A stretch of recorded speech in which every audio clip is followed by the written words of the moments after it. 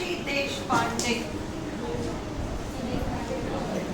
The dark holds no terror. कल हमने शशि देशपांडे बहुत जनरल किया था ना लिटरेचर, वो अपलोड हो गया था क्या? तो मैंने शशि देशपांडे, अच्छा RNT लिखा था, फिर शशि देशपांडे अलग से लिखा नहीं। रविंद्रनाथ टैगोर में ही शशि देशपांडे थोड़ा सा ऐड हुआ है। कल वाले रविंद्रनाथ टैगोर वाले वीडियो में शशि देशपांडे का बहुत ब्रीफ इंट्रोडक्शन भी है, उस वीडियो को देख लेना, रविंद्रनाथ टैगोर वाले वीडियो को। The dark holds no terror is the story of a marriage on the rocks. Marriage on the rocks मतलब शादी जो बिगड़ गई है। Sarita is 2-in-1 woman. Sarita is 2-in-1 woman who in the daytime, जो कि दिन के वक्त में, is a successful doctor, बहुत सफल डॉक्टर है दिन के वक्त, and at night a terrified trapped animal, उसका हस्बैंड बहुत सताता है, मतलब मेल डोमिनेंट सोसाइटी है ना, पुरुष प्रधान समाज है, पुरुष कंट्रोल में है और इसलिए ये महिला सफर करती है। In the hands of a husband Manohar, an English teacher in a small college. The novel opens with सरू, सरिता को सरू सरू बुलाया जाता है, returning after 15 years to her father's house. 15 साल बाद वो अपने पिताजी के घर लौट रही है। जब शादी हुई थी उसने अपने आप से वादा किया था कभी नहीं लौटूंगी, क्योंकि बहुत परेशान थी फादर के यहाँ, और अब 15 साल बाद वापस लौट रही है। The novel opens with Saru returning after 15 years to her father's house, a place she had once sworn, उसने एक वक्त कसम खाई थी never to return, कभी नहीं लौटूंगी। Outwardly, बाहर से ऐसा लगता है the reason to come back to her home is to see and serve her father who is ill. Ill father नहीं होता है ना, ill father is wrong English, Wikipedia है।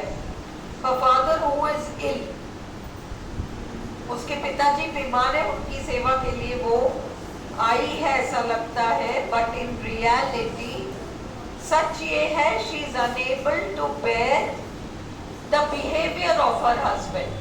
Sexual aggression मतलब उसका हस्बैंड उसको बहुत ज्यादा टॉर्चरस बिहेवियर उसके साथ फिजिकल रिलेशंस के मामले में करता है। नहीं मैं पति हूं, मैं जो चाहूं वही।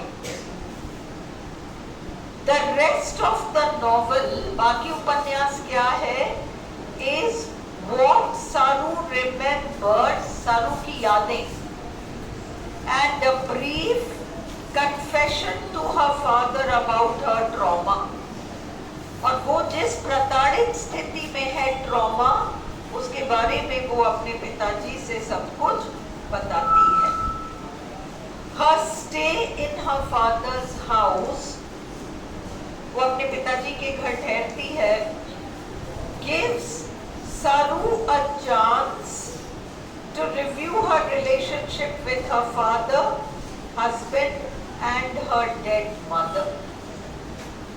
सारू को मौका मिल जाता है कि वो दोबारा से याद करती है खुद का रिश्ता अपने पिता के साथ, अपने पति के साथ और अपनी माँ के साथ, जो कि अब मर चुकी है। She has a better understanding of herself and the others. अब वो अपने आप को भी अच्छी तरह से समझती है, दूसरों को भी अच्छे से समझने लगती है, उसके अंदर वो कॉन्फिडेंस आ जाता है. This gives her the courage to confront reality, यथार्थ का सामना करती है. द नॉवल क्वेश्चंस, ट्रिडेंटली वगैरह छोड़ो, क्वेश्चंस इस नॉवल में सवाल उठाया गया है. The unquestionable superiority of a man.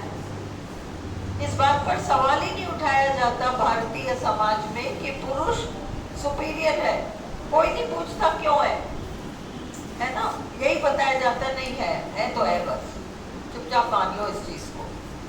तो देखो, एक तो होता है दो अलग है, दो डिफरेंट है ना, दो डिफरेंट है. ये व्हाइट साड़ी है, ये ब्लैक साड़ी है, ये दोनों डिफरेंट है. नहीं, ये व्हाइट है ना, ये सुपीरियर है, ये ब्लैक साड़ी इंफीरियर है. ये तो तुम्हारी सोच है. एक्चुअली वो दो डिफरेंट साड़ीज हैं, दो डिफरेंट कलर्स हैं, कि तुम अपनी बुद्धि से इसको सुपीरियर और इसको इंफीरियर अपने मन से बताते हो. इस थीम के ऊपर ये नॉवल है कि मैं डिफरेंट हूं, मैं कम कैसे हूं, मैं डिफरेंट हूँ पुरुष से. ये तो बात समझ में आ रही है, पर मैं पुरुष से कम कैसे हूँ ये मुझे समझ में नहीं आ रही है ना. ये जॉब वॉब करती है वगैरह. So male dominating society which as a result, और इस समाज का परिणाम ये हो जाता है, eventually nudges a woman for identity crisis. औरत के अंदर अपनी पहचान को लेकर एक क्राइसिस या मुसीबत खड़ी हो जाती है. And she suffers at the hands of disparity. Hands of disparity नहीं, she suffers at the hands of her husband, at the hands of the men. Disparity के कारण, डिस्पैरिटी भेदभाव, भेदभाव के कारण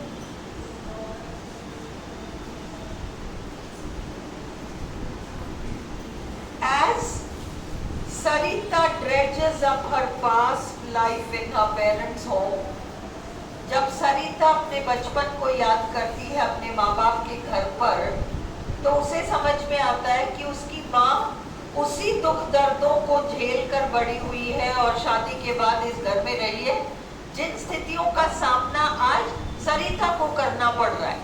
और क्योंकि माँ फ्रस्ट्रेटेड थी तो वो गुस्सा किस पे उतारती थी, जो झेलेगा, बेटी पे.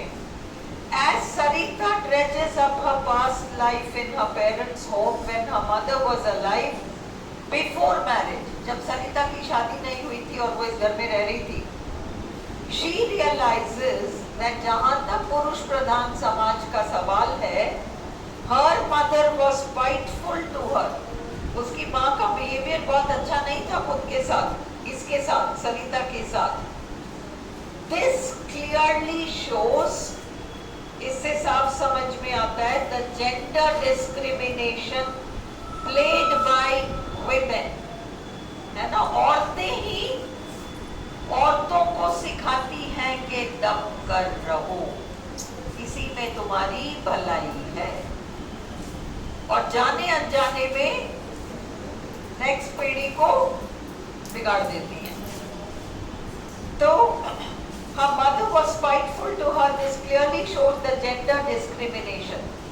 भेदभाव लिंग के आधार पर, मेल फीमेल के आधार पर, played by women, which ultimately sets the preface for male domination. तो बैकग्राउंड तैयार हो, जब फिर पुरुष और कंटिन्यू करता रहता है, जब तक कुछ चल ही रही है, सामान ही रही है तो चलाओ, ऐसा चलता रहता है ना. एक चॉइस हमेशा होता है ना भाई. बहुत प्रताड़ित बहू जब खुद सास बन जाती है तो अपने बहू के केस में सोच सकती है चाहे तो कि चलो मैं इसको आजादी दे देती हूँ, मुझे तो नहीं मिला, इसको दे देती हूँ. पर तब तक वो अपने आप को इतना ट्रेन कर चुकी है कि नहीं, यही सही बात है, यही सही बात है, ऐसे ही रहना चाहिए, ऐसे ही करना चाहिए. कि जब उसके घर बहू आएगी तो वो अपने बहू के ऊपर वही प्रताड़ना वाली बिहेवियर करेगी, उसके अलावा कुछ कर ही नहीं पाएगी, है ना.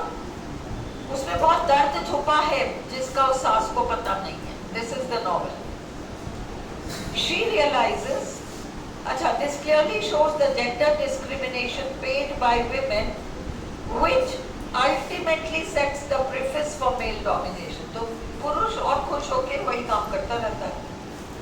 Saru's situation deteriorates even further.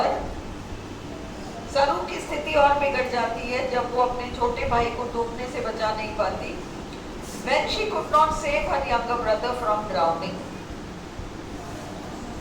After this incident, इस घटना के बाद, she always resents being a daughter. क्योंकि माँ बापों को तो बेटा चाहिए ना, और बेटा तो मर गया. काश मैं बेटा होता. She resents being a daughter. उसको बुरा लगता है कि मैं बेटी क्यों. Hence she craves for a new role of a wife. अब सोचती है इस घर से बच जाऊं मैं. इस घर में तो बहुत नाटक चलता है. यहाँ से बच जाऊं, शादी कर लूं, चली जाऊं, वहां तो शांति मिलेगी. वहां तो इससे भी बड़ा तमाशा मिलेगा, है ना. She always resents being a daughter. Hence she craves for a new role of a wife. सोचती है पत्नी बन जाऊंगी किसी की तो लाइफ सुधर जाएगी. पर 15 साल लगते हैं अकल ठिकाने आने में और वापस यही आएगी. यहाँ से वहाँ, वहाँ से यहाँ से वहाँ, यही चलेगा. She craves for a new role of a wife, thinking it will give her freedom and recognition as an existing person. मैं जैसी भी हूँ वहाँ मुझे शांति मिलेगी. In the form of a woman who otherwise is reckoned as a toy for pleasing carnal desires. नहीं तो महिला की स्थिति केवल एक पर्टिकुलर प्लेजर गिविंग ऑब्जेक्ट के रूप में रह जाती है. When she moves out of her maternal home, जब वो अपने पीर से चली जाती है. भाई बहुत तंग कर रहा है, शोर इतना कर रहा है, आगे करो. When she moves out of her maternal home, she not only becomes financially independent, पढ़ाने लग जाती है तो कमाने तो लग जाती है, but also marries a person of her choice. अपने पसंद के एक व्यक्ति से शादी और कर लेती है. So, हाँ, उसमें भी वही होगा जो तुमने बचपन में देखा, वही तुम आगे देख सकते हो. At her husband Manohar's home, she gets even the bigger shock of her life. ये तो और भी बड़ा तमाशा है. When she outpaces unintentionally her husband in both occupation and fame. इससे क्या किया जाएगा? नहीं तुम टैलेंटेड हो पर तुम घर रहो, घर संभालो, बच्चों को संभालो, कोई जरूरत नहीं है. क्योंकि अंदर ही अंदर एक वो चल रहा होता है, व्हाट इफ ये मेरे से अच्छा कर ले. तो वो दबाव वाला पॉलिसी चलेगा. ऑक्यूपेशन, इसका नाम भी ज्यादा हो जाता है, इसका काम भी बेटर है. She is treated like a minuscule creature. तो घर में इसकी इंपॉर्टेंस बढ़नी चाहिए ना, कम हो जाती है. एंड हर हस्बैंड प्रैक्टिसेस, उसका हस्बैंड बदला लेता है और तरीकों से. Brutal sexual practices on her, अपनी मेल सुपीरियरिटी को यूज करने के लिए उसकी बॉडी को पनिश करता है.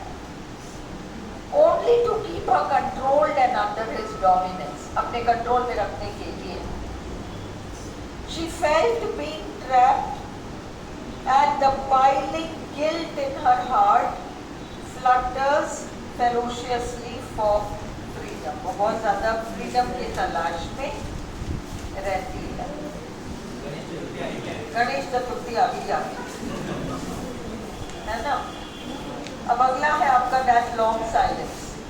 इसका कोई रेजोल्यूशन नहीं होगा इसका सब का. दैट लॉन्ग साइकोलॉजिकल नॉवेल है. That long silence 1988. That long silence पूरा नहीं हो पाएगा बट इंट्रोडक्शन तो देख लो. Is a novel of woman and her life. Shashi Deshpande कहती है केवल औरतों को मेरी किताबें अच्छी लग सकती हैं, पुरुषों को नहीं. Confesses that only a woman could read my books. They are written from the inside as it were. दिल से लिखी गई हैं. Her novels are autobiographical in nature, आत्मकथा के रूप में, क्योंकि उन्होंने भी वही सब फेस किया होगा. depicting her own experiences. उन्होंने अपने खुद के अनुभवों का वर्णन किया है. Of the educated middle class Indian women's predicament. Predicament मतलब हालत. And they tend to be gender specific. Gender specific केवल महिलाओं के लिए लिखा है.